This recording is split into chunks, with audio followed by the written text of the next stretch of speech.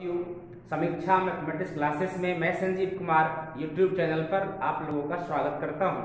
आज class 9th का यह वीडियो है जिसमें हम आपको घन और घनाभ के बारे में बताएंगे। घन क्या है, घनाभ क्या है, इसके ऊपर बहुत सारे प्रश्न हैं जो इम्पोर्टेंट हैं, खास करके 9th वालों के लिए बेसिक है, 10th में भी आपको काम देगा और कंपटीशन के लिए तो इम्पोर्टेंट है। तो आइए स्टार्ट करते हैं घन और घनाभ। घन और घनाभ।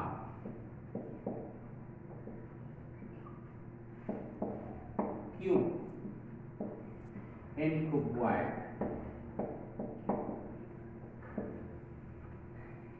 तो पहले हम घन की चर्चा करते हैं। घन क्या है, घन किसे कहते हैं। तो एक छोटी सी आकृति को आप देखिए।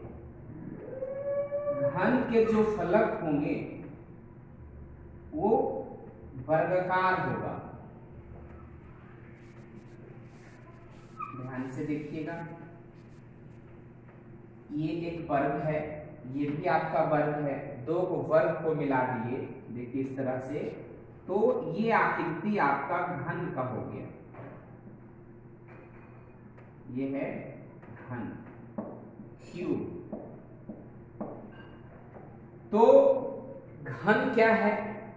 जिसकी लंबाई, चौड़ाई, ऊंचाई तीनों बराबर हो। वैसे जिस घनाभ की लंबाई, चौड़ाई, ऊंचाई तीनों समान हो वो घन कहलाएगा। और जब घनाभ की चर्चा करेंगे तो इसके जो फलक होंगे वो आयताकार होंगे। घनाभ के फलक आयताकार होते हैं और घन के जो फलक होंगे वो वर्गाकार होगा। तो ये आकृति आपका हो गया घनाभ का। घनाभ क्यूबॉइड। अब दोनों को ध्यान से समझिएगा। इसकी लंबाई, ये देखिए इसकी लंबाई है L, इसकी चौड़ाई है B, ये इसकी ऊंचाई है H। और इसकी ये लंबाई, चौड़ाई, ऊंचाई तीनों बराबर हो। जिस आकृति का लंबाई, चौड़ाई, ऊंचाई, जिस ठोस का लंबाई, चौड़ाई, ऊंचाई तीनों समान हो वो घन कहलाएगा। अब घन के लिए क्या है, इसका किनारा होगा। और दोनों का पहले उदाहरण देखिए। घन के लिए डाइस आप लोग जान रहे होंगे, है ना, पासा। ये डाइस, इसमें 1 2 3 4 5 6 लिखा हुआ होता है। सबसे अच्छा उदाहरण है घन के लिए। घनाभ के लिए आप ईंट, आपका कंपास बॉक्स, माचिस की डिबिया, ये व्हाइट बोर्ड मेरा जो लगा हुआ है, ये सब घनाभ की आकृति का है। ईंट, माचिस का डब्बा, है ना, पुस्तक, ये सब घनाभ की आकृति का है। तो घनाभ का उदाहरण क्या क्या हो गया? ईंट, उसमें देख लीजिएगा माचिस का डब्बा है या पुस्तक है। तो घनाभ में कुल 6 पृष्ठ होते हैं। आप उसको पृष्ठ कहिए या सतह कहिए, ये आपका 6 होगा। फिर इसके बाद आ जाइए, इसका किनारा होगा, 12 किनारा होगा। कितना किनारा होगा? घनाभ में कुल 12 किनारा होगा। यदि इसका कोना देखा जाए तो 8 कोना होगा। और इसके विकर्ण 4 होंगे। विकर्ण 4 होंगे। विपरीत पृष्ठ, विपरीत शीर्ष को मिलाने वाली रेखा को हम क्या कहेंगे? ये विकर्ण कहेंगे। तो 4 विकर्ण होते हैं। इंपॉर्टेंट पॉइंट्स है, ये सब आपको बहुत इंपॉर्टेंट है, ऑब्जेक्टिव रखता है। घनाभ में 6 पृष्ठ होते हैं, जो कि आपका पृष्ठ आयताकार होगा। किनारा घनाभ में 12 होगा, आपका कोना 8 होगा और विकर्ण घनाभ में 4 होगा। जब घन की हम बात करेंगे तो इसमें भी पृष्ठ मेरा होगा और सतह होगा जो कि ये मेरा वर्गाकार होगा, ये भी 6 पृष्ठ होगा। इसमें भी किनारा घन के जैसा ही 12 होगा, इसमें भी कोना आपका 8 होगा, और जो विकर्ण होंगे इसमें भी 4 विकर्ण होगा। तो ध्यान रहे कि किनारा कितना हो गया 12, कोना कितना हो गया 8, विकर्ण कितना हो गया 4।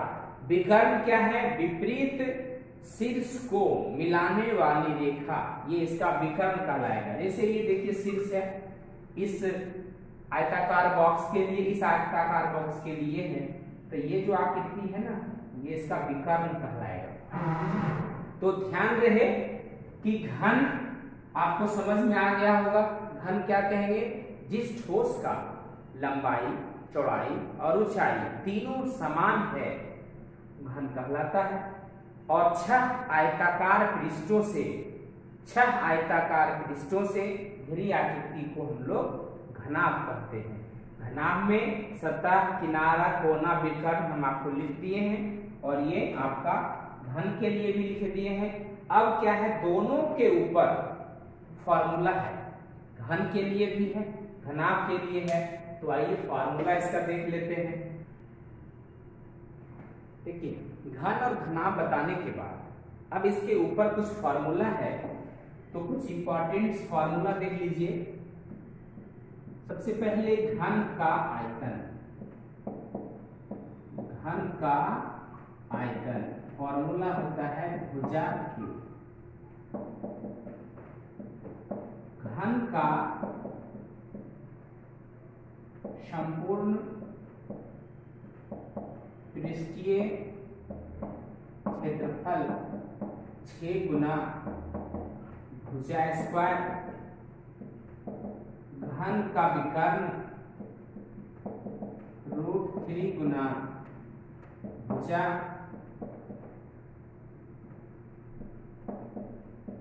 घनाभ का आयतन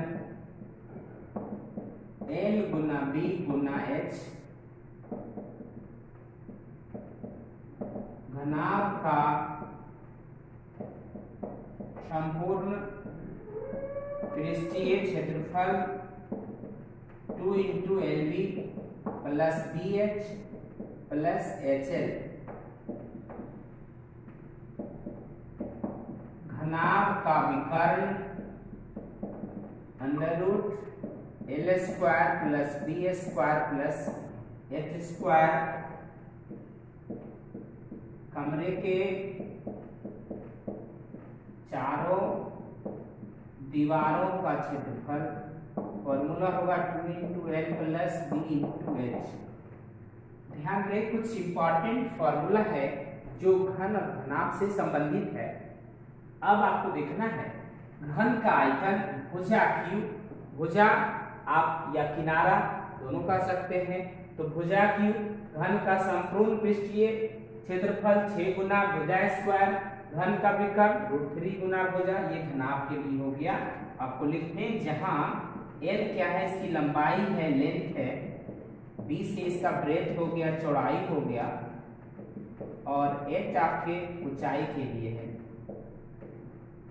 ना। अब इसके ऊपर कुछ प्रश्न है, थोड़ा सा आप देखिए। सबसे पहले छोटा सा प्रश्न देते हैं कि एक घन का किनारा, एक घन का किनारा 10 सेंटीमीटर है, तो इसका आयतन और संपूर्ण पृष्ठीय क्षेत्रफल निकालें। देखिए, एक घन का किनारा, एक घन का किनारा 10 सेमी है। किनारा कितना है? 10 सेमी है। तो इसका आयतन और संपूर्ण पृष्ठीय क्षेत्रफल निकालें। तो किनारा तो 10 हम दिए हैं आपको एग्जाम्पल के तौर पे। आपका किनारा 6 हो सकता है, 8 हो सकता है, 15 हो सकता है, 20 हो सकता है, मतलब यहाँ पे कुछ भी हो। तो सबसे पहले देखिए आपको निकालना क्या है? आयतन। तो आपको पता है यहाँ पे कि किनारा मालूम है, घन का किनारा, बगल का किनारा कितना है 10 सेमी, किनारा मीन्स क्या भुजा। अब देखिए घन का आयतन पूछ रहा है ना, तो फॉर्मूला होता है घन का आयतन, घन का आयतन इक्वल टू फॉर्मूला आता है भुजा की, भुजा या किनारा एक ही बात है। तो भुजा 10 है तो 10 का क्यूब लगा दीजिए, 10 का क्यूब करिएगा तो 1000 सेंटीमीटर क्यूब। घन आयतन का मात्रक होगा सेंटीमीटर क्यूब या वर्ग से घन सेंटीमीटर। फिर देखिए आपसे पूछ रहा है घन का संपूर्ण पृष्ठीय क्षेत्रफल 6 गुना भुजा स्क्वायर अर्थात 6 गुना 10 का होल स्क्वायर, तो 6 गुना 100 अर्थात 600 सेंटीमीटर स्क्वायर। क्षेत्रफल का मात्रक हमेशा सेंटीमीटर स्क्वायर और आयतन का मात्रक हमेशा सेंटीमीटर क्यूब या घन सेंटीमीटर। तो अगर किनारा मालूम है, घन का किनारा 10 दिया हुआ था और पूछा जा रहा है इसमें से कि आप आयतन बता दीजिए और संपूर्ण पृष्ठीय क्षेत्रफल, तो घन का आयतन भुजा क्यूब अर्थात किनारा का क्यूब 10 का क्यूब 1000 सेंटीमीटर क्यूब, घन का संपूर्ण पृष्ठीय क्षेत्रफल 6 गुना भुजा स्क्वायर, तो 10 का स्क्वायर 100 गुना 6 तो 600 सेंटीमीटर स्क्वायर आ गया। आप इसे स्क्रीनशॉट ले लीजिए।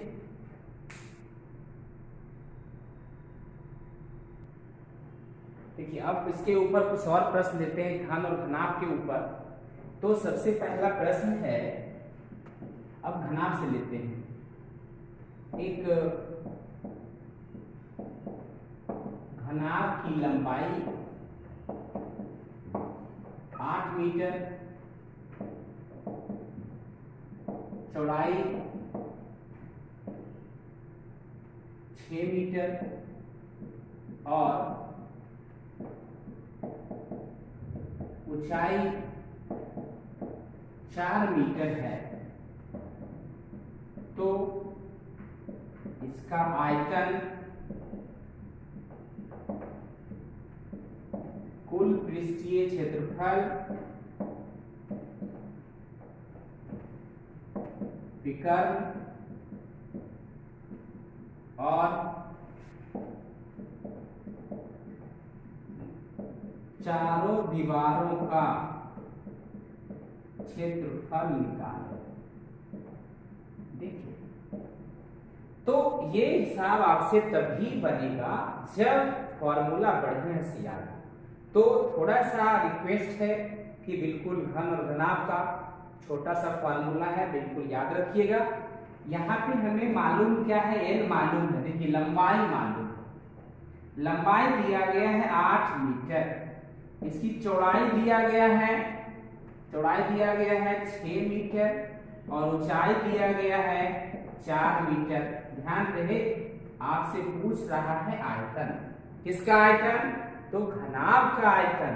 हम लिखेंगे यहां से घनाभ का आयतन, फॉर्मूला याद ही होगा आपको, L into B into H.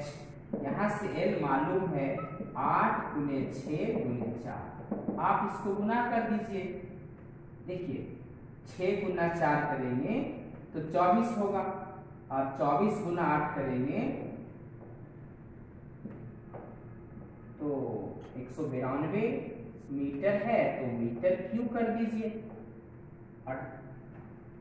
देखिए L गुना बी गुना एच, घनाभ का आयतन L गुना बी गुना एच। L मेरा कितना था 8 था, चौड़ाई कितना था तो 6 था, ऊंचाई कितना था तो 4 था।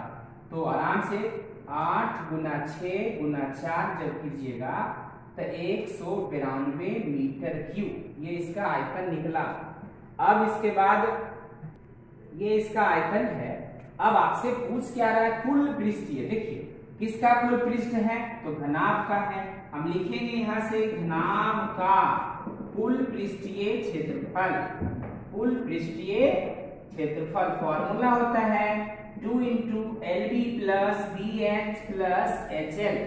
तो फटाफट इसका मान बिठा दीजिए। एल का मान देखिए 8 है, अब गुना 6 है, प्लस चौड़ाई लिख लीजिए 6 गुना ऊंचाई 4 प्लस 4 गुना ऊंचाई, ऊंचाई देखिए 4 था, लंबाई 8 है, फटाफट गुना कीजिए, 8 गुना 6 करिएगा तो 48, 6 गुना 4 कीजिए तो 24, 8 गुना 4 करिए तो 32, मल्टीप्लाई कर दीजिए, 2 प्लस 4 तो 6, 8 6 14, बाकी रहा 1, 3 1 4, 2 6 और 4 10, तो 208 मीटर स्क्वायर।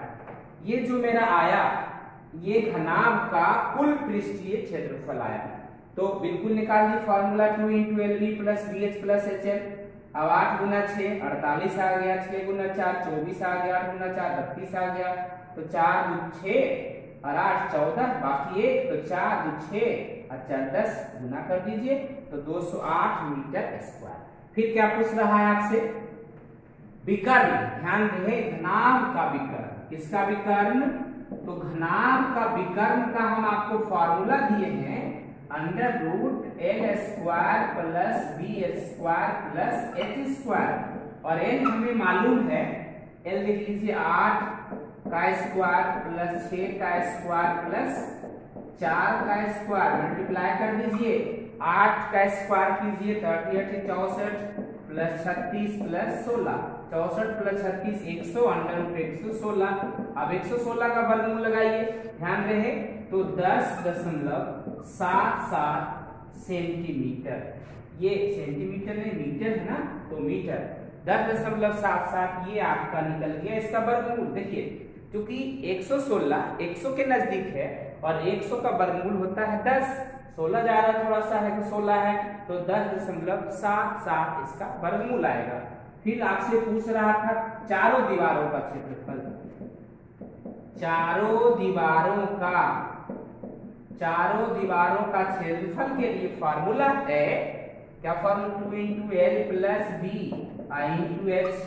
तो 2L का वैल्यू 8 है, चौड़ाई दिया गया 6 और ऊंचाई दिया गया 4, तो 2 गुना 8 और प्लस 6 कीजिए तो 14 और गुना 4 कर दीजिए, 4 दूनी 8 112, ये आ गया क्या? मीटर स्क्वायर क्षेत्रफल है ना, तो मीटर स्क्वायर कर दीजिए। ये निकल गया तुम्हारा। देखिए पारिवारिक से पहले आयतन पूछ रहा था, ध्यान रहे अगर फॉर्मूला याद है कहीं आपको दिक्कत नहीं होगा। एक छोटा सा एग्जाम्पल हम दिए हैं, इसमें हम आपको आयतन भी, कुल पृष्ठ भी, विकर्ण भी और आपसे चारों दीवारों का क्षेत्रफल, तो आराम से फॉर्मूला याद है तो सिर्फ आप बैठा लीजिए, आप इसे स्क्रीनशॉट में ले लीजिए। देखिए घन और घनाभ के ऊपर कुछ प्रश्न हम आपको बताए थे। अब थोड़ा सा ये कुछ होमवर्क है आपके लिए कि जो घन और घनाभ का फॉर्मूला है और उसके ऊपर जो हम एग्जाम्पल बताए हैं उसके बाद कुछ प्रॉब्लम आपके लिए है।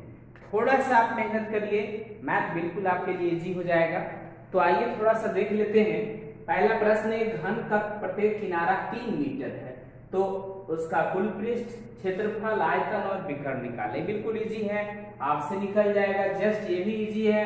फिर देखिए थोड़ा सा यहाँ बता दें कि 12 सेंटीमीटर लंबे, 8 सेंटीमीटर चौड़े और 6 सेंटीमीटर ऊंचे गत्ते के डिब्बे को, है ना, बनाने के लिए कितने centimetre square, centimetre square means क्षेत्रफल, तो आपको निकाल लेना है लंबाई, चौड़ाई, ऊंचाई। जिस प्रश्न में रहे आप समझिए घनाभ है तो हम वहां पे सेंटीमीटर स्क्वायर है, इसलिए घनाभ का कुल पृष्ठीय क्षेत्रफल निकालेंगे, आपका आंसर हो जाएगा। फिर एक हॉल की लंबाई, चौड़ाई, ऊंचाई मालूम है, उस बड़ी से बड़ी छड़ की लंबाई याद करें जो हॉल में रखी जा सकती है। मान लीजिए कोई कमरा घनाभ के आकार का हो, आप समझ सकते हैं, यदि उस कमरे में छड़ रखना हो तो निश्चित रूप से आपको पता होगा कि इस कॉर्नर से उस कॉर्नर में रखना होगा, अर्थात इस कोने से उस कोने को हम लोग विकर्ण कहेंगे, अर्थात उस कमरे में विकर्ण की लंबाई जितनी होगी उतना बड़ा छड़ होगा। जस्ट एक प्रश्न 4 के जैसा ये 8 नंबर है, सेम क्वेश्चन है। एक कमरे की लंबाई, चौड़ाई, ऊंचाई मालूम है, बड़ी से बड़ी छड़ की लंबाई कितनी होगी जो कमरे में रखी जा सकती है। सेम प्रश्न है, जैसे कमरे में रखी जा सकती है मीन्स विकर्ण निकालेंगे। ये घन का आयतन दिया हुआ है, इसका किनारा पूछ रहा है, तो आयतन मालूम है तो आयतन का सूत्र लगाएंगे, किनारा निकल जाएगा। और घनाभ का लंबाई चौड़ाई ऊंचाई मालूम है, कुल क्षेत्रफल आपको आसानी से निकल जाएगा। तो आप इसे स्क्रीनशॉट में आप ले लीजिए। और एक लास्ट क्वेश्चन हम आपको 8 नंबर का बताएंगे।